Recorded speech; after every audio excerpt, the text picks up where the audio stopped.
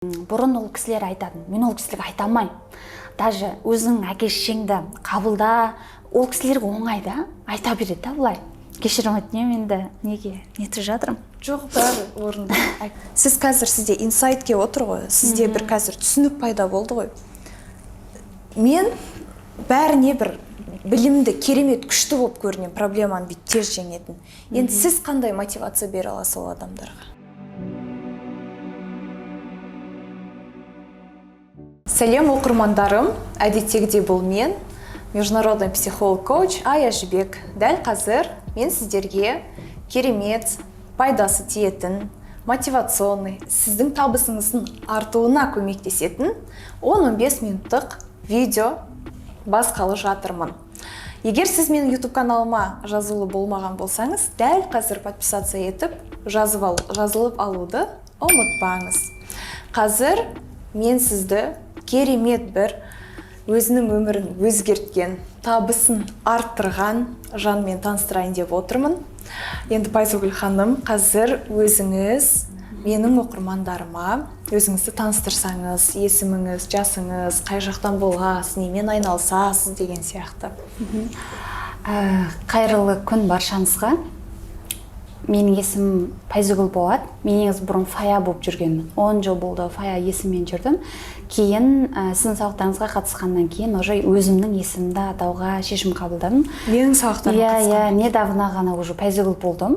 Қайтадан уже жеке брендтерімді сол парақшамен дамытып жатырмын. Жасым 30-да, жеке кәсіпкермін.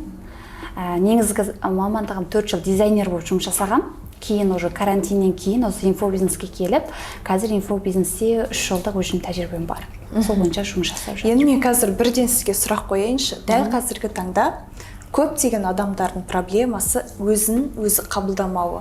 Біреулер өзінің әкесін қабылдамайды, біреулер өзінің есімін, біреулер өзінің фигурасын, өзінің даусын, даже тіпті кейбіреулер айнаға қарағым келмейді дейді. Енді барлығының түпкі проблемасы бір да, ол мейлі түрі болсын, мейлі ол есімі болсын, просто отрицание, қабылдамау. Сіздің өз есіміңізді қабылдамауға не себепкер болды? Енді қазір көптеген адамдардың басында әртүрлі проблема ғой. Мен көбінде жаңағы жертва болып жүрдім бұрын. Мен жертва болып, и спасатель болдым. Неге мен есімімді қабылдамадым? Себебі көбісі біз 2009 біз Қытайдан көшіп келгенбіз. Сол кезде есімің кім десе сразу Пайзагүл деп айтсам, бәрі андай неше түрлі құбылтады. Пайыз дейді, процент дейді, анау дейді, мынау дейді, айта алмайды. Пияз дейді, вообще неше түрлі атпен жүрдім. И содан кейін қой құрысын мен Пайзагүл болып жүрмеймін. Елдерге айтуға қиын деп, елге жағу үшін, басқалардың көңілінен шығу үшін Фая болдым. 10 жыл болды Фая болып жүрдім. Сіздің ретритқа қатыстық қой біз. Сол кезде мен сізге осы сұрақты қойған едім. Бірақ андай жаңағыдай кейін сіз сол кезде маған жауап бергенсіз уже. Не үшін елдің пікірі сіз үшін маңызды деп. Үйге барып қатты ойланам да, не үшін мен елдің пікірі мен үшін маңызды деп. Қазір недавнаға өзімнің атыммен аталып бастағалы, оказывается, ол ел емес, мен өзім қабылдамайды екен. Өзімнің Пайзагүл деген есімін қабылдағалы басталы, маған ондай негатив вообще болған жоқ. Наоборот, атыңыз қандай күшті, рет естілетін есім, сондай болып кетті да. Сондай позитивті форматта комплименттер естіп бастадыңыз. Өте керемет. Негізі біз түбінде үңілсек, адамдардың барлығы ойлайды ғой, мені біреу әдемі емессің деп айтты, мен даусың онша емес деп айтты деп. На самом деле ол әр адам айта береді біздің сыртымыздан, бірақ сіз қалай қабылдайсыз? Ең басты нәрсе информацияны сіз қалай қабылдайтындығыңызда. Мен өте қатты қуаныштымын. Бір ғана ретритімнен бір күннің ішінде осылай 10 жыл бойы қабылдай алмай жүрген сіздің, енді бір нәрсені 10 жыл бойы қабылдамай жүру кәдімгідей оңай емес қой. Осылайнан өзгеріс болған, вообще круто. Енді сіз менің тағы қандай курстарыма қатыстыңыз? Бизнес-ап курсына қатыстыңыз. Сізге қалай көмектесті? Бизнес-апқа дейінгі 3 проблемаңызды, немесе білмеймін, 3 қалауыңызды, и бизнес-аптан кейінгі 3 Б точкасын айтыңызшы. Менде дейінгі проблема біріншісі елдің пікіріне көп мән берем. Өзім жоқпын о жақта. Екіншісі жаңа спасателмін. Анаған көмектесу керек, мен болмасам олар деген ауыз жұтамай, тамақ шамайды деген сияқты. Үшіншісі, бизнесім жүріп тұр, бірақ табысым тұрақсыз. Потому что ең Иә. бірінші өзіңізді қабылдамайсыз, екінші әр адамға көмектеседі. Мен сізге қазір бір оқиға айтайын. Мен ең сестрама үй сыйлайын деп жатқанымды білесіз, иә. Мен 5 жылдың ішінде 5 үй емес, бір 15 үй алатын ақша тапқан шығармын. Но ең бірінші мен өзімді жамаумен болдым. Өзімді әдемі киіндірумен, өзіме әдемі тамақ алып берумен, өзімді саяхаттауға өте көп ақша бөлемін, білім алуға көп ақша бөлемін деген сияқты. Неліктен? Потому что мен фундаментімді құйдым. Дәл қазіргі таңда мен фундаментім тұрақталды деген ойдамын. И мен қазір қандай да бір сілкініс болса, қандай да бір сырттан атака келсе, мен білем. Мен бәрібір ешкім еш нәрсе құлатамайтын, то есть адамдардың сөзі де, олардың маған деген реакциялары да, Енді сіз үшінші айтып тұрсыз, бизнесімнен ақша таппадым деп. Конечно, ақша болмайды. Потому что фокус сіздің өзіңізде емес, өзіңіз қабылдамайсыз, сыртта фокустың барлығы. Енді қалай бизнес аптан кейін қандай именно ақпарат сізге келді? Так, мынандай нәрсені істемеу керек екен ғой, оказывается. Мен өзіме мән беру керек екен ғой деп. Қатты әсер еткен тақырып именно, модуль қандай? Сіз бір сөзіңізде айттыңыз ғой, спасатель болудың керек жоқ. Сіз болмасаңыз да олар өмір сүреді деген. Сол прям енді менде жарылыс болды деп айтсам да болады. Өйткені мен бұрын, негізі менің жаңағы бұрынғы өткен өмірім болсын, әке-шешеге болсын, тарихым сізге ұқсас. Но сізден ауыр болмаса жеңіл емес. Сол кезде ол кісілер мені бақты қақты, енді мен оған көмектесу керек деген ниетпен барлық сол кісілерге фокус қойып, и дато сол жаңағы уайым, стресс неде жүріп, өзім тұрмыста 6 жылмын, сол уайымда жүріп, мен даже көтере алғанда жоқпын. Шыны керек. И бизнес авто қатысқаннан кейін мен анау әке-шешені қабылдау болды. Мен осы уақытқа қанша психологқа бардым. Өйткені менде кішкентай кезімде өте жаман андай не болды. Установка болды да. Осы уақытқа дейін қанша психологтармен жұмыс жасасам да, олар маған жаңағыдай кішкентай кезімде үйіңе бар, медитация жаса, хат жаз, бірден ана уже маған бесиді. Мен барғым келмейді ана үйге. Өйткені өте жаман жағда не болды да. Мен ана үйді барсам есіме түсіргім келмейді. И жаңағы психологтардан қанша сабақ алдым, консультация алдым, но құтылу үшін. Но білемін өз проблемам қай жерде тұрған. Ешқайсысы маған точкама тиетіндей ответ бермейді да. Бәрі жаңағы жаттанды сөзін айта береді. И білесіз ба, сол проблемамды мен біріншісі жаңағы аман жолдан соң сізден шештім деп ойлаймын. Жаңа бизнес авто именно ата-ананы қабылдау, и әке-шешені қабылдау деген техника бар ғой. Сол техникаларды мен прям 2 күн жылап отырып істеген шығармын. Қазір де жылағыңыз келіп отыр. Иә. Нормально. И содан кейін мен қалай бұрын ол кісілер айтатын. Мен ол кісілерге айта алмаймын. Даже өзің әке-шешеңді қабылда, ол кісілерге оңай да, айта береді да бұлай. Кешірім өтінемін, енді неге нетіп жатырмын? Жоқ, бәрі орында. Әке-шеше адамның ең өмірдегі маңызды деген. И жаңағы бизнес апта техника бар ғой. Сол жерде әке-шешеңді қабылда дегенде, қайтыс болса да қабылда деген техника болды. Прям соны істегеннен кейін мына жеріне бір нәрсе түсіп қалғандай болды да. Кәдімгідей. Туыстарымен қарым-қатынасымда дұрыстап бастады. Но менің өзімнің туғандарым бар, бірақ олармен араласамай. Қорқам араласуды. И қазірше? Қазір уже нормально араласа беремін. Өзім қабылдадым бәрін. И қазір тоже сіз бір сөзіңізді айттыңыз ғой. Аллах тағала оларға сен өліп қалсаң да жаңағы ауа береді, су береді, ақша береді, сен оларға көмектесуге міндетті емессің. Вот сол сөзіңізден кейін маған қазір в общем спасатель болып қойдым да. Барлық фокус өзімде. Қазір менде барлық фокусты өзіме қойғаннан кейін мен осы уақытта қанша білім алдым инфобизнеске келгенде өте көп, есебімнен бастап өте көп ананы оқыдым. Тоже бір релист айттыңыз ғой, сен андай жеңілтек қыздар емессіңдер. Әр нәрсенің артынан қуалап, не тренд соның артынан қуалай берме деп ше. Мен қуалай беретін едім. Өйткені өзім енді нөлден шығынсыз бизнес бастауды үйретіп жүргеннен кейін маған келген шәкірттеріме оның бәрін үйретуге мен далжына деп ойлайтын едім. Сөйтіп ойланып келсем мен оған міндетті емес екенмін.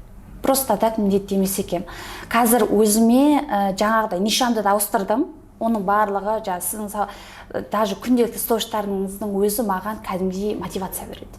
Күнделікті, оказывается, былай екен ғой деген сияқты. Жаңағыдай басқа қанша адамдардың сөзін не қылмайсам да, сіздің қазір айтқан сөздеріңіз менің жүрегіме тиеді да. Енді қараңыз, сіз жаңа ешкімге айтпа деп жатырсыз ғой. Мен де тағдырым біреуге айтатын тағдыр емес. Или мен тағдырым біреуге айтатын тағдыр ма? Тоже. Бірақ қаншама адам бар Қазақстанда. Ата-апасының қолында өскен, мамасын, сіңілісінің қолында өскен, мамасын, папасын. На самом деле ол бәрібір шығатын бойда. Сен көкеңнің қолында өс, көршіңнің, жеңгеңнің. Ондай адам Қазақстанда көп. Енді сол адамдарға, сіз қазір сізде инсайт келіп отыр ғой, сізде бір қазір түсінік пайда болды ғой. Мен бәріне бір білімді, керемет, күшті болып көрінен, проблеманы бит тез жеңетін. Енді сіз қандай мотивация бере аласыз ол адамдарға? Қандай 3 инсайт айта аласыз өзіңіздің тарапыңыздан? Менің мынандай ошибкамды қайталамаңдар, немесе мынандай нәрсеге келіңдер деп. Бірінші инсайт бәріне көніп жүрудің қажеті жоқ, жертва болудың қажеті жоқ. Біріншісі өздеріңізді қолға алып, дамып, білім алу керек. Сонда ғана өз проблемаларыңызды өзіңіз шешіп үйренген кезде жауапкершілік. Аллаға кешеге ренжімеуге, ешкімге ренжудің қажеті жоқ. Үшіншісі, дамыңыздар деймін. Жаңағыдай ғой, өзім білем деп 5 жыл, 10 жыл жүргенше, лучше білетін адамдардың тәжірибесін алып, 1 жылда жетістікке жеткен более-менее көбірек уақытта, денсаулықта, ақшадан үнемдейсіз. Көбісі. Енді сіз дәл адамдар қазір бұл проблеманы ашқаныма ренжімеңіз, бірақ бәрін басындағы бар нәрсе, көп адамдар бүйтіп ойлайды. Если мен қазір мамам мен папамды мама деп атасам, папа деп атасам, егер оларды кешірсем, атам мен апам ренжіп қалады. Либо кейбір әйелдер баласын туады, енді өмірде неше түрлі нәрсе болады, ажырасады, қызын тастап кетеді, немесе қызын өзімен бірге алып тұрмысқа шығады. Получается, өгей әкесі, и айтады, мен өзім әкемді таптым, почти что араласқым келеді, бірақ өгей әкем ренжиді ма деп ұялам дейді. Бұндайға қандай кеңес бересіз? Менде де сондай болды ғой тоже. Қалай сол нәрсені бойды шығардыңыз? Көп жұмыс жасадым. Сіздің техникаларыңызды көп жасадым. ютубтағы медитацияларыңызды көп жұмыс жасадым. И екі жаққа да обидан жібере алдыңыз ба? Иә, обидан жібердім. Екі жақты да қабылдауға болады ма? Қазір енді мысалы, сізді өсірген ата-анаңыз ренжиді ма бауырларыңызбен? Жоқ, наоборот. Бұрын қалай ойладыңыз? Ренжиді деп. Ренжиді десем ренжіп қалатын еді. Қой ренжиді, өз-өзімен қашып, оның барлығы менің ойымда. Просто ойымда не болады сол. Қазір бірақ араласасыз? Қазір жоқ, араласам. Ештеңе ренжімейді. Жоқ, наоборот. Риза. Аха. Барлығы риза. Екі жақта туыстарым, екі жағынан да қарым-қатынасын реттедім. Бизнесім Аллаға шүкір жүріп жатыр. Сол барлығы мидағы хаос, мидағы мұсырды тазаламайынша сіздің өміріңізде ешқандай өзгеріс болмайтынына 100% көзім жетті. Адамдар просто дәл қазіргі таңда қандай бизнес тренд болып жатыр, тренд бизнестің соңынан жүреді. Көздеріне только жұмыс ақша көрінеді, болды. Бірақ проблемаларды ретке келтіру, олар бүйтіп ойлайды, қойшы бұл өкпереніш қой, қойшы бұл менің бауырым ғой, онымен сөйлесе салам, или ұят болады, или шешеміз ғой, қайда кетіп бара жатыр дейді. Енді сізде біраз уақыт жүріп қалып, енді кейін ізденісте болдым деп жатырсыз ғой. Көп адам түсінбейді да қалай уақытын өткізіп алатындығын. Енді мен сіз үшін қуаныштымын. Табысыңыз қанша есе өсті? Менде бұрын 2 миллион ғана болған. Қазір мен бір айға 5 миллион жоспар құрып қойдым. Алғашқы табыстар уже табылып жатыр. Табыс артты ма бастысы? Екі есеге. Екі есеге табысыңыз артты. И өзімнің нақты нишанды таптым. Бұрын жаңағыдай. Қорқып былай трендпен жүретін бе едіңіз? Қуалап жүргенмін. Вайбер шықса да, трендті вообще. Каспи шықса да үйреніп алам, анау шықса да үйреніп алам. И мида информация өте көп та. Қайсына фокус қоятын? Миында шаршайды. И сіз тоже бір сабақта айттыңыз фокус деп. Фокусты қою керек. Назарың қайда, нәтиже сонда. Вот содан кейін уже өзімнің бойымдағы мен кіммін, өз-өзіңе сұрақ қоясың. Сол кезде барып жаңағы өзімнің кім екенімді и тоже нишамды да ауыстырдым қазіргі таңда.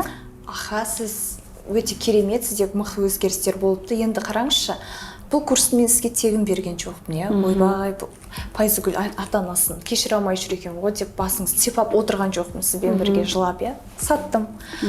Сатып алдыңыз, ақысына тұрарлық па? Иә, өте арзан бағада алдым. Бірақ 1000 есе қайтарып алдым десем де болады. И ең маңыздысы менде білім мен тәжірибе қалды да. Мен бір-ақ рет ақша төледім. Ақпараттар түсінікті ма? Өте түсінікті, оңай нақты, ба? қысқа, нұсқа. Бір ортасынан тастап кетіп, ұйықтап қалатын ақпараттар ма? Жоқ. Армандар картасын жасадық па? Мен бұрын жасағанмын. Курста? Курста мен жасамадым. Айнаның алдына барып әдемімін деп тұрдыңыз ба? Жоқ. Сондай қиялы тапсырмалар жоқ. Ондай нәрсені мен қолдамайтын білесіз, психолог болсам да. Енді қатыспай жүрген адамдар үшін қандай кеңес бере аласыз өз тарапыңыздан? Қорқып, ой, қойшы қазір курс деген көп қой. Ой, психология ол қиял, ол только ой, ақыл ғой, оны не істеймін, өзім-ақ білемін деп. Сондай адамдарға қандай кеңес бересіз? Ол кісілерге бірінші бұл өмірде өзінің не қалайтынын білмейді. Как бұрынғы мен сияқты. Білім десе ол кісілерге бір расход сияқты көрінеді. Лишний ақша, түкке пайдасы жоқ нәрсе. На самом деле доход. Иә, самом деле доход. Сіз бір-ақ рет ақша төлейсіз, зато всегда надау жейтін білім алып аласыз да ол жерде. Всегда сізге жаңадан орта табасыз ол жерде, білім аласыз. И біреуге азаннан кешке дейін 8 неме 12 сағат жұмыс істеп 200 мың теңге алған қандай, немесе үйде 2-3 сағат жұмыс істеп 200 мың теңге тапқан қандай. Бұл жерде ең бастысы еркіндік қой. Еркіндік, білім мен еркіндік. Қандай шешім қабылда деп айтасыз оларға тағы да? Мен айтар едім, ойшыл ойланып болғанша тәуекелшіл таудан асады деген. Ойланып 10 жыл отырғанша, тәуекел етіп бір-ақ жылда нәтижеге жеткен дұрыс деп ойлайтын едім. Күшті. Енді сіз Мальдивқа қашан тәуекел жасап келген боласыз? Мальдивқа берсе барам десең. Сізде деген онлайн менен әлі консультация алмағансыз? Алған жоқпын. Маған әлі тренингке келмегенсіз. Менімен жеке ешқашан сөйлеспегенсіз. Бірақ осындай мықты өзгерістер болып жатыр екен. Енді мен сізді Мальдивтағы тренингімді күтем. Бізде Мальдивта тренинг болғалы жатыр. Енді барлығын естідік, мотивация да бердіңіз, өзіңіздің тарапыңыздан да айтып жатырсыз, иә. Сізге тағы мынандай нәрсе айтқым келіп тұр. Тағы адамдарда мынандай нәрсе бар ғой. Мен сенен курс алайын десем, менің артық ақшам жоқ. Мен сіз жаңа 2 миллион теңге тауып жатырмын дедіңіз.